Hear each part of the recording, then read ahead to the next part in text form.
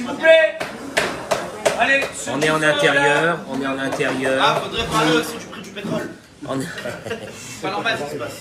On est en intérieur, il y a un peu de bruit, c'est vrai. S'il vous plaît, de ne pas parler, parce qu'il pleut dehors, Baruch Hashem, les dernières pluies en Israël. Et donc, on va commencer le cours d'aujourd'hui. J'attends juste que nos amis se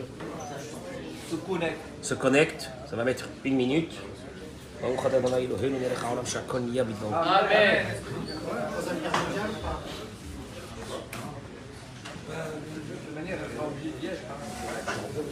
On a passé, pour introduire ce cours, puisque nous sommes aujourd'hui le jour de Rosh Chodesh Adar Bet, et que dans 14 jours, nous allons rentrer dans Purim, et je voudrais aborder justement le thème de Purim à travers l'actualité. En préambule de ce que je vais dire ce matin, que ça fait déjà plus de 2 ans que nous avons quitté la logique humaine à travers ce virus qui a changé complètement la face du monde. Et maintenant, nous sommes aujourd'hui dans une situation où il n'y a vraiment plus de logique. On est tous d'accord que Poutine, les spécialistes avaient dit, il ne va pas attaquer. Il n'a aucun intérêt de rentrer dans ce pays. Il n'a aucun intérêt de rentrer dans ce pays. Aucun. Eux-mêmes, actuellement, sont en train de dire, les plus grands spécialistes, ceux qui étaient en contact avec lui pendant des années, ils sont en train de dire qu'ils ne le comprennent plus. Il est sorti complètement. Il est sorti complètement de la logique humaine.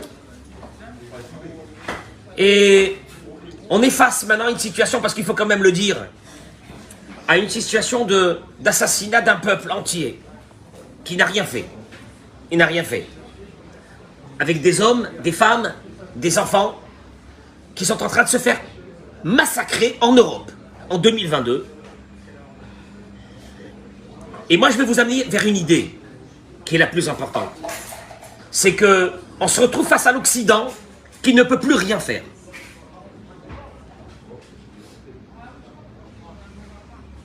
C'est quand même bizarre que dans ce pays, le président est juif, Monsieur Zelensky, qui s'est adressé en hébreu à la communauté internationale et à Israël, en lui demandant de l'aide. C'est quand même bizarre. L'Occident, en fait, nous a montré que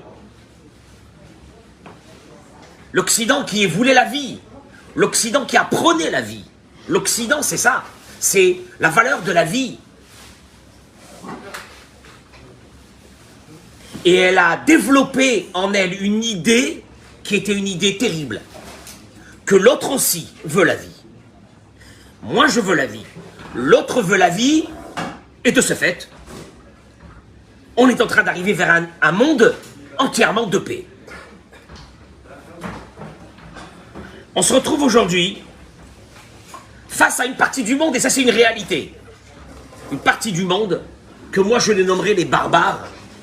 Les barbares, c'est ceux qui prenaient la mort. C'est ceux qui prenaient la mort, ils ont prôné la mort. Les barbares ont toujours existé. Il y a eu des barbares dans toutes les générations, ça soit en Chine, à une époque, ça soit en Europe à une époque, qui descendaient des montagnes et qui brûlaient des villes entières et ils disparaissaient. Des barbares qui prônent la mort. Ils sont là encore aujourd'hui.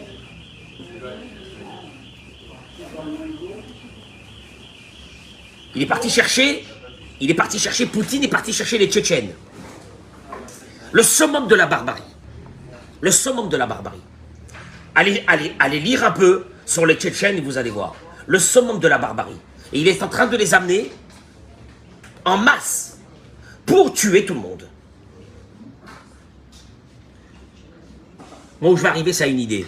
L'Ukraine a pensé que le monde occidental est fort. Et s'il y a n'importe quel souci, il va les sauver. On se retrouve aujourd'hui que le monde occidental n'a aucune force face à la Russie à cause de la menace d'une guerre nucléaire. C'est ça le problème, c'est ça le problème, c'est une guerre nucléaire. On ne peut pas, et il a dit encore Macron hier soir, on n'est pas en guerre contre la Russie. Surtout, n'énervons pas, ne mettons pas en colère cet homme qui est sorti complètement, il est sorti complètement du monde logique, c'est fini. Ne l'énervons pas, on n'est pas en guerre contre la Russie. Ils sont en face, ils sont à 400 km, 500 km, ils sont à 1000 km de Paris. À combien ils sont de Paris? 1000 km de Paris? Un peu plus, combien? 2000 km de Paris. Combien de l'Allemagne? Un peu moins. Un massacre. Mais un massacre aux yeux de toutes les caméras du monde. D'hommes, de femmes, d'enfants qui arrivent maintenant. Même des équipes israéliennes sont parties pour accueillir aux frontières des milliers, des centaines de milliers d'hommes, de femmes et d'enfants, paraît-il, avec leurs pieds gonflés par le froid, par l'hypothermie. Ils ont laissé derrière des milliers de personnes qui sont en train de mourir. Tous les hommes vont mourir là-bas. On ne peut rien faire. Et là, tu te retrouves face à une réalité, et c'est ça le point. Je ne suis pas en train de venir vous raconter ce que vous pouvez voir à la télé. C'est pas ça qui m'intéresse. Ce qui m'intéresse, c'est une chose. Jusqu'à la semaine dernière, on a pensé que l'Amérique va nous sauver. C'est extraordinaire. Ne vous inquiétez pas avec l'Iran. Ne vous inquiétez pas. On est là. On est là.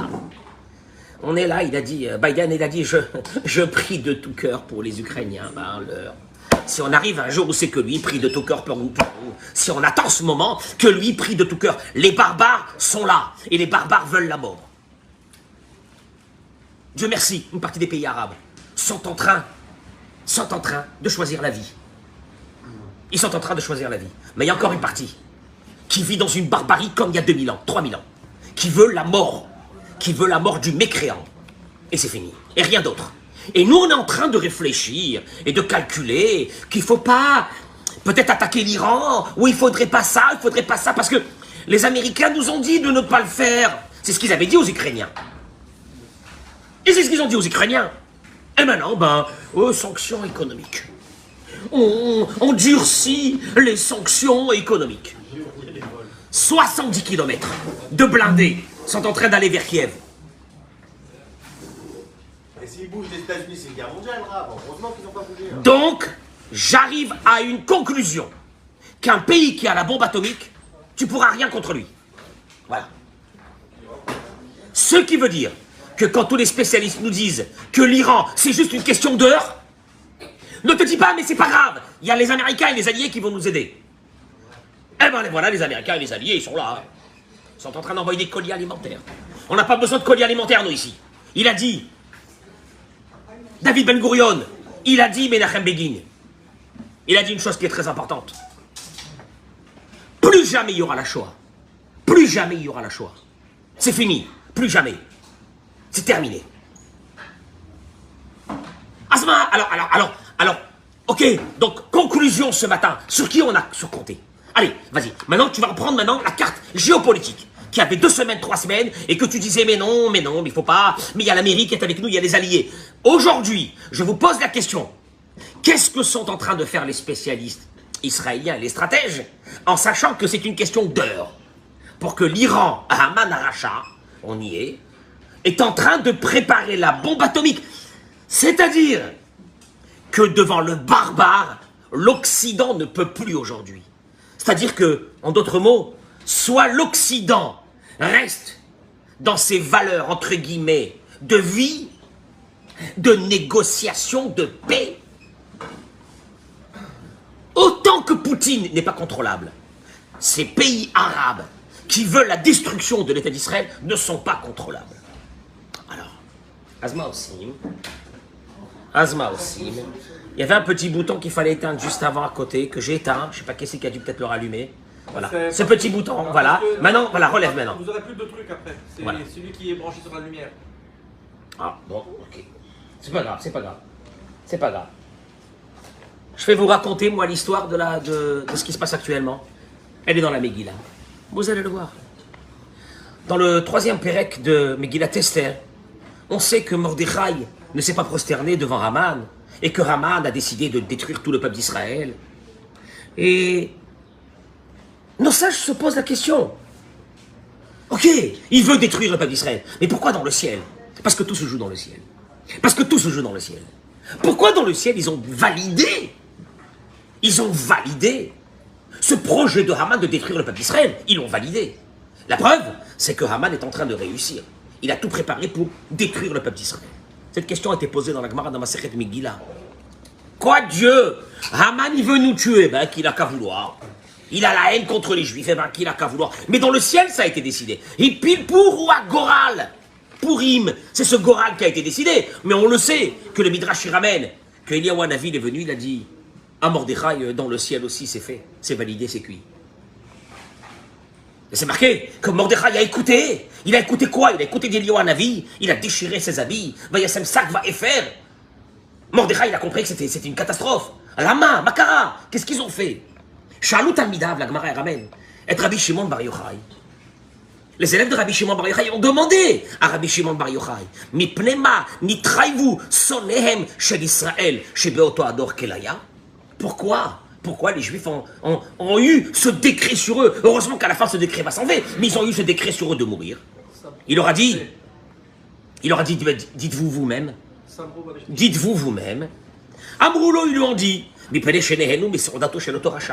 parce qu'ils ont profité de ce repas, quand il a fait ce festin, ce fameux festin à Shushan, ils se sont tous, pas seulement vautrés dans le festin, parce qu'on va découvrir autre chose qu'il y avait dans ce festin. Et c'est là que ça a été décidé.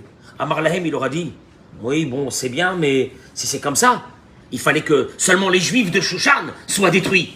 Mais pourquoi tous les Juifs du monde entier soient détruits? Pourquoi il y a une xéra sur tout le monde? Alors ils lui ont dit, alors dis-nous toi. Ben, oui, on n'a pas de réponse. Alors dis-nous toi. Il leur a dit, mais il va rapporter l'histoire que, au temps de Nabucodonosor, il s'était prosterné à une avodazara qui avait été faite à l'effigie. C'était pas considéré tellement comme une avodazara, mais ils se sont prosternés devant l'effigie de Nabucodonosor. Et c'est sur ça que, c'est sur ça que va planer, entre guillemets.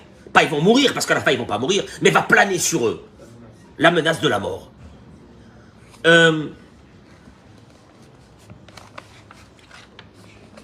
Les sages, nos sages, ils viennent et disent une chose suivante.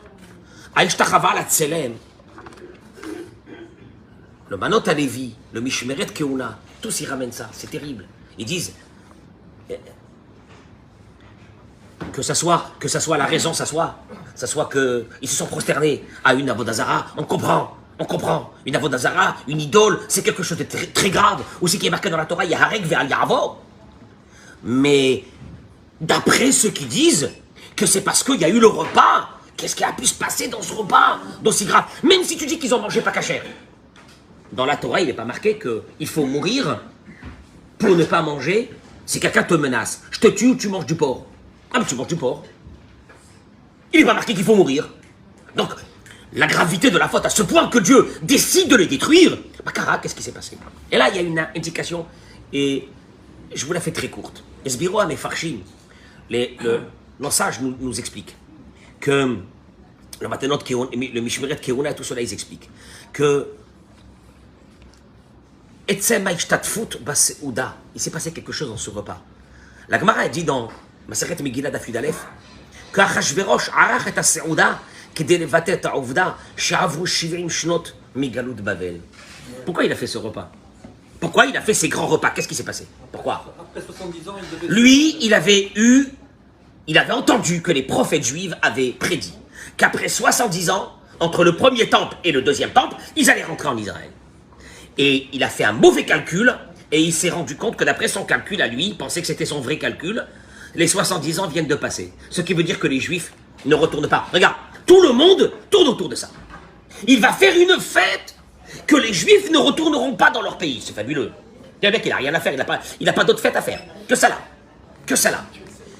Et au Mitorkar, les filles Havanato, il dit, alors il dit, donc s'ils n'ont pas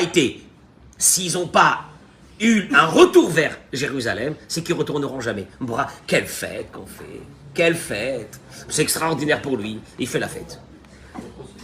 בהשתתפות היהודים שגרו בשושן, בסעודה זו ובאכילתם, באותה סעודה, היה חילול השם נורא ואיום. Tu sais qu'est-ce qui a fait sur nous planer notre destruction? C'est que nos ancêtres qui étaient là-bas sont venus à la Et ils fête. savaient pas que c'était pour cette Si. raison. Et Mordechai leur a dit, n'y allez pas. Et ils lui ont dit à Mordechai, on peut pas ne pas y aller. Ça se fait pas. Ça se fait pas vis-à-vis des Américains. On peut pas faire des choses, nous, comme ça, ils vont s'énerver, les Américains. Tu fais comment, toi? Et Mordechai leur a dit, Américain, pas Américain, on a notre histoire à nous, qui n'a rien à voir avec celle des Américains. Ah, mais Haman, Achashverosh, il nous a invités, ça se fait pas. Ils sont partis. Chilou Lachem. Akadosh Baruch Hu, il a dit, vous rentrez fêter. Quoi? Que vous ne retournerez pas en Israël? Vous acceptez vous acceptez l'idée occidentale que, ma foi, le peuple juif restera dispersé dans le monde et il terminera tout doucement son histoire? Sur ça, la Gemara dit, sur ça ils disent les Mefarshim, c'est sur ça que notre décret, c'est-à-dire qu'en d'autres mots, il y a un vrai problème avec nous. C'est quoi le vrai problème avec nous? C'est que jusqu'à il y a une semaine, on était sûr qu'on avait des alliés, paraît-il très forts, qu'ils ont aussi des grosses bombes atomiques. Walou, où ils sont? Des clochards, où ils sont? Où ils sont? Des hommes et des femmes sont en train de se faire massacrer, des clochards. Il est là, il prie. Il a dit qu'il est devenu religieux, le mec. Il prie, Biden, il prie, tout le monde prie. Macron, il a dit, je suis de tout cœur. Mais on a besoin de ton cœur. Il y a des gens qui meurent, des hommes et des femmes et des enfants qui meurent. Mais garde ton cœur pour toi. Qu'est-ce qu'on a besoin de ton cœur? Au fait, la liquéfaction du monde occidental, il est venu te dire que devant le barbare, soit tu es barbare, soit tu disparais. C'est clair. Tu veux la vie? La vie, il faut la vouloir avec ceux qui veulent la vie. Mais la mort, avec ceux qui veulent la mort, il faut la vouloir. Ah, alors on peut pas. Mais on peut pas, monsieur le rabbin, vous dites n'importe quoi. Vous voulez que quoi? Qu'on envoie la bombe atomique, ils vont l'envoyer. Ok. Donc c'est fini. Donc on peut rien faire. Ok, on peut rien faire. Moi, cette histoire de l'Europe me détruit quand je vois ce qui se passe là-bas avec les Ukrainiens. Mais c'est même pas ça l'histoire. Moi maintenant, je transpose ça à mon histoire ici. Dans quelques mois, ou voire dans quelques années très courtes, d'autres barbares auront la bombe atomique. On va faire comment? On va faire comment?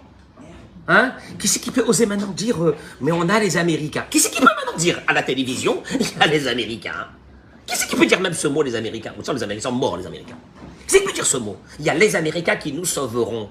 Il avait dit, Menachem Begin, quand Ben Gurion, pendant des années, ici en Israël, il y avait des tickets de rationnement. Vous le savez pourquoi? Vous n'avez pas connu, vous, les tickets de rationnement? C'était dans les années 50. Pourquoi? Tout le budget partait à la construction de la bombe atomique. Et il a dit rien à faire. On ne mourra pas comme ça. Parce qu'il savait, il savait une chose que quoi? L'histoire se répète. Les barbares sont toujours là. Et il y a dans le monde certaines personnes et certaines populations qui veulent la vie.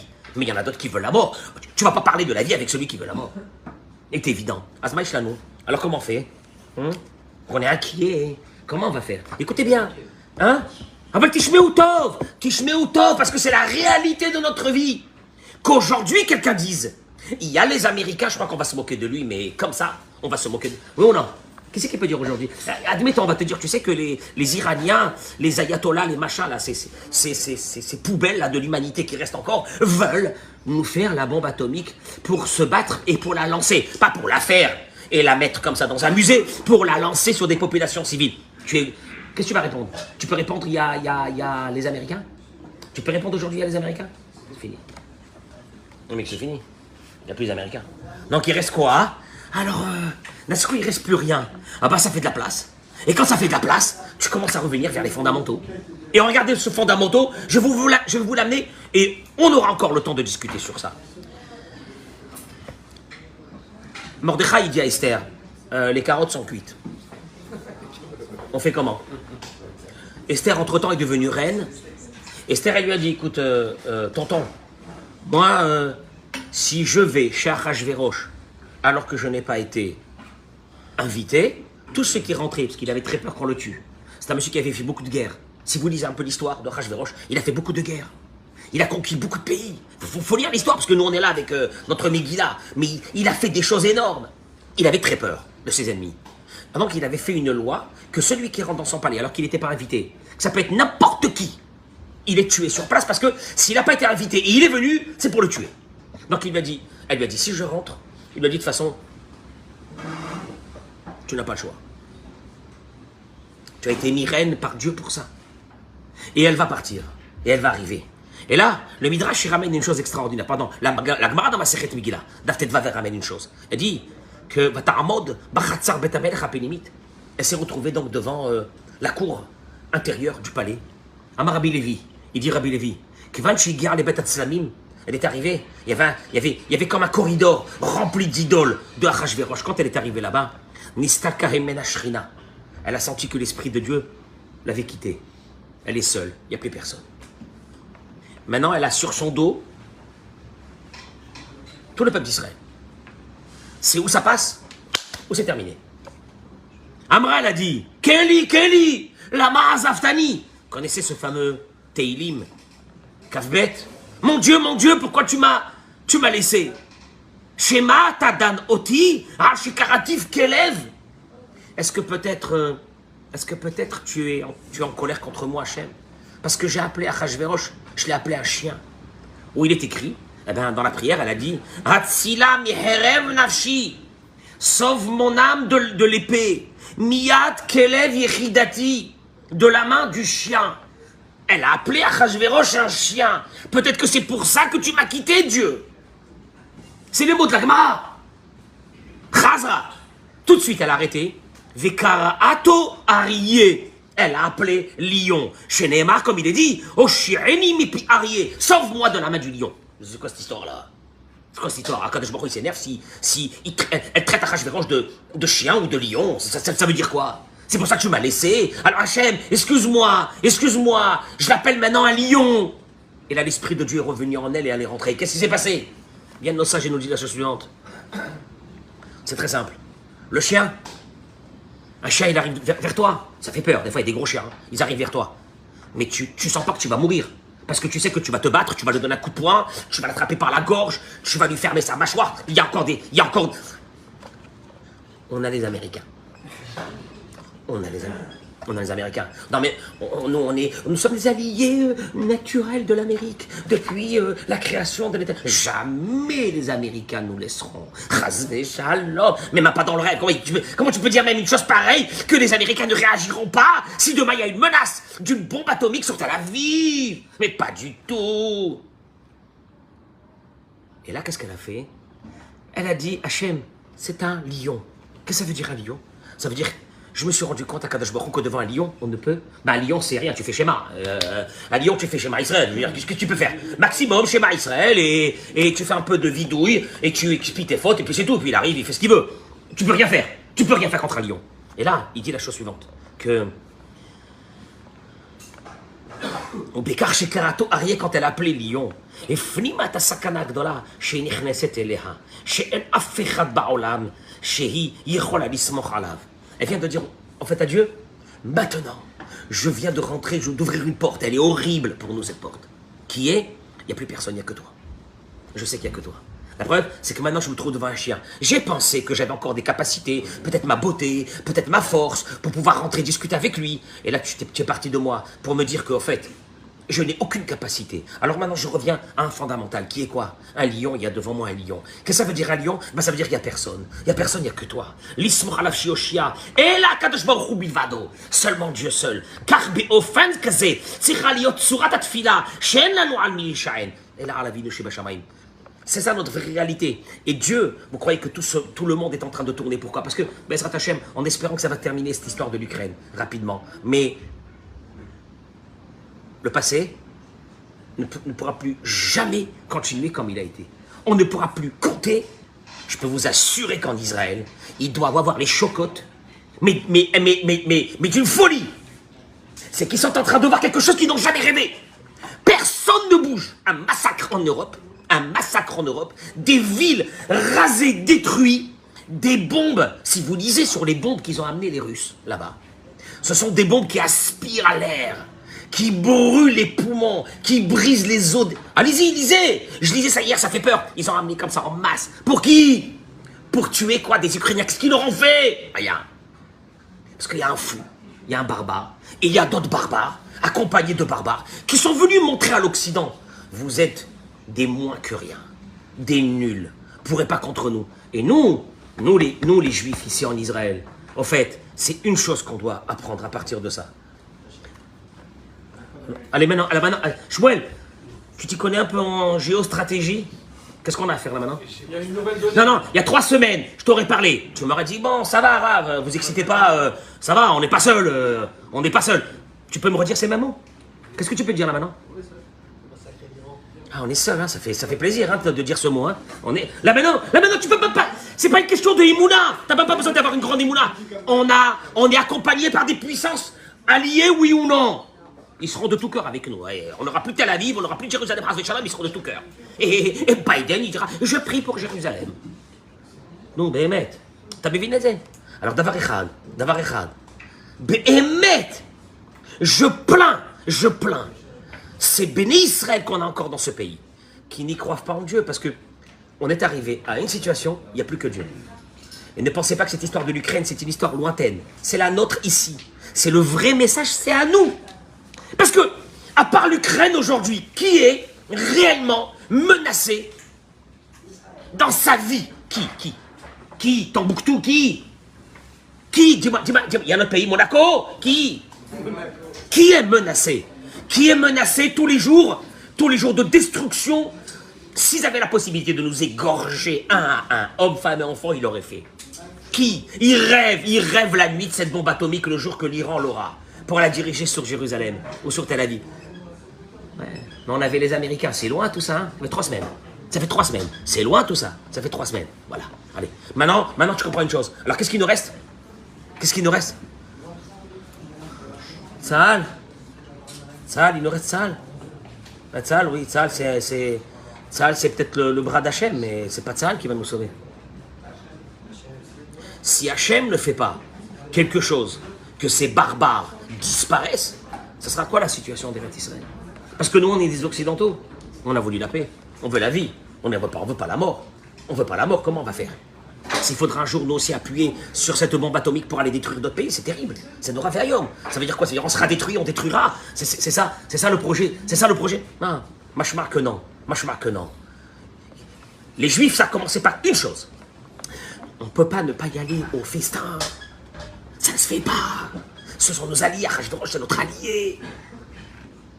Hachem dit, ah bon, vous allez fêter avec lui que vous vous êtes intégré dans ce pays et que vous ne retournez pas en Israël. Je vais vous réveiller en 2 minutes, vous allez le voir. Et là, le décret a été fait. Et quand est-ce que le décret va commencer à se retourner? C'est quand elle est venue, Esther, et qu'elle a dit à Dieu, c'est un lion. En fait, il n'y a personne. Il n'y a que toi. Je viens de me rendre compte que pour tout le peuple d'Israël, il n'y a personne. Il n'y a personne, il n'y a que Akadosh Baruch Hu. C'est une vraie réflexion aujourd'hui. Allez voir maintenant la télé et allez voir combien de personnes sont de tout cœur avec les Ukrainiens. Vous allez voir un petit peu ce qui va se passer. Si nous, on reste dans ces idées-là, qu'il y a quelqu'un qui va nous aider. La personne qui va nous aider, il n'y a que Hachem. Bracha v'atzlacha.